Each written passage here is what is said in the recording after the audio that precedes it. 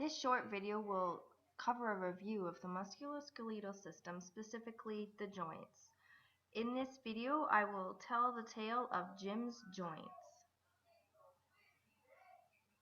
Meet Jim. Jim has 206 bones.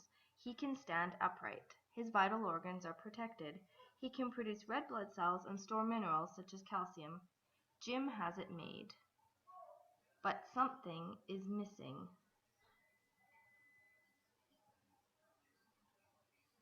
His bones are rigid and hard. Each is like a post and beam supporting a house. But wait, Jim can't move. He has no joints. Without cartilage, connective tissue, tendons, and ligaments, his bones would be fixed and Jim would be, stiff. Poor Jim. Let's give Jim some joints. Different types of joints allow for different movements. Hinge, ball and socket, pivot joints are all important for action. You can see some of the joints demonstrated here.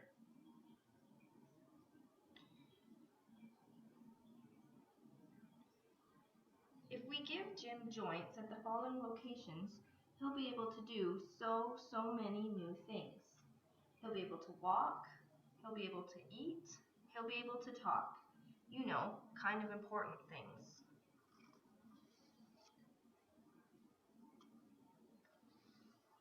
Jim's skull is attached to his spine with a pivot joint at the C1 and C2 location.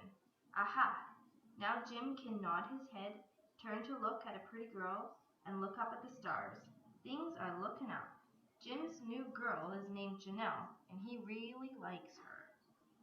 The temporomandibular joint is a hinge joint, meaning open and shut, with limited side-to-side motion. Now Jim can talk and eat popcorn on his date with the pretty girl Janelle.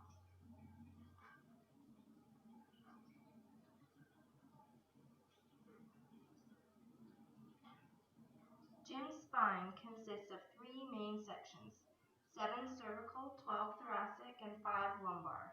These form the curves of the spine and bend back and forth and side to side, allowing Jim to bend and straighten to put on his cowboy boots for the barn dance he's taking his date on. The shoulder, or glenohumeral joint, is a ball and socket joint characterized by 4 muscle group called the rotator cuff. This allows a circular motion of the arm. Now Jim can rock the 2-step.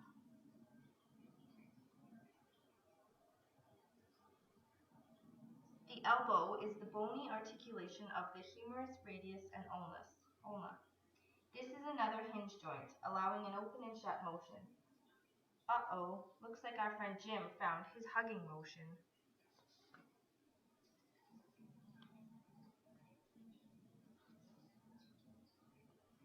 Of Jim's 206 bones, half are in his hands and feet. The wrist is the articulation of the radius and carpal bones.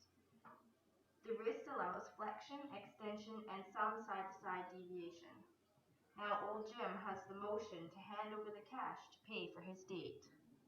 The hip joint is another ball and socket, where the head of the femur meets the acetabulum of the coxal bone. Jim can move his leg freely, front, back, side to side, but with less range of motion than his shoulder. Shake it, baby, shake it.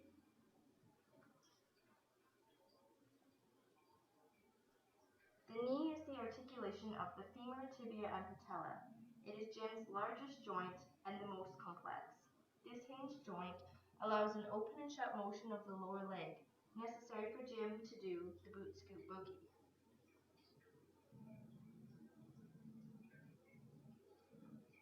The ankle is also called the tibiotalar joint.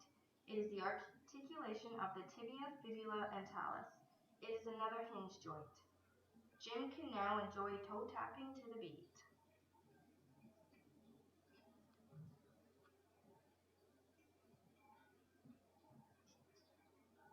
Jim wasn't always a bony skeleton with a range of mobile joints. Baby Jim had a cartilage skeleton formed at 3 months gestation. He grew rapidly in infancy and ossified his skeleton into bones. He grew at a steady rate through childhood and rapidly again in adolescence, until he was a handsome 6 feet tall.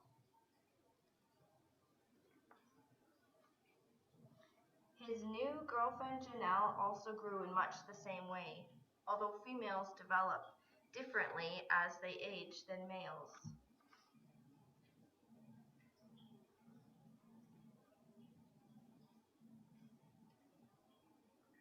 As Janelle ages, more resorption occurs more rapidly.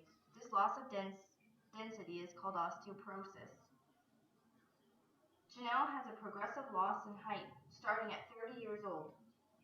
By 70, she will have lost 5 centimeters. Back to Jim, by 80 years old, Jim will have lost 75 centimeters. His long ago date, whom he married and had 6 children with, has lost 8 centimeters now. As you can see, females shrink more rapidly than males.